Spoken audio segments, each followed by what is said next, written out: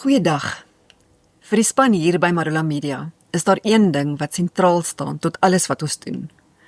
Ons missie is om die Afrikaanse gemeenskap te bedien met goeie gehalte, betroubare en gebalanseerde nuus en ander inhoud in Afrikaans.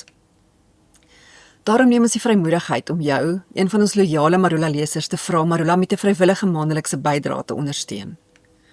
Onthou, Marula bly gratis. Dis ons belofte aan ons lesers.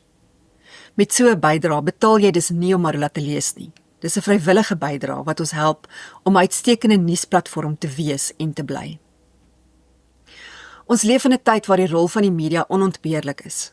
Eerlike journalistiek wat korrupsie blootlê, die regering en ander aanspreeklik hou vir hulle optrede en die waarheid sonder fiteriasies aan die lig bring, kan nie in randwaarde gemeet word nie.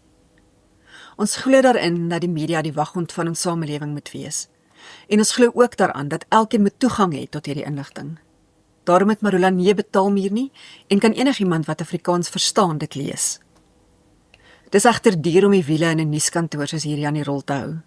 Net soos ons die beste gehalte vir ons lesers wil gee, wil ons in ons nuuskantoor verseker dat ons die beste joernaliste kan aanstel en hulle in staat stel om hulle werk uitmuntend aan te hou doen met die beste moontlike infrastruktuur. Hiervoor het ons ondersteuning nodig. Indien jy instem om ons finansiëel te ondersteun met 'n vrywillige maandelikse of eenmalige bydrae, kan jy weet dat ons jou inligting altyd vertroulik sal hanteer en dat jy te enige tyd jou ondersteuning kan stop. Maar, of jy ons finansiëel ondersteun of nie, wees verseker dat jy steeds 'n Marula leser en 'n lid van die Marula gemeenskap bly en dat jy Marula steeds gratis kan lees. Help ons om jou te help deur 'n finansiële bydrae eenmalig of maandeliks te maak. Want ter wille van Afrikaans, Afrikaanse nuus en die Afrikaanse gemeenskap kan ons nie bekostig om dit nie te doen nie.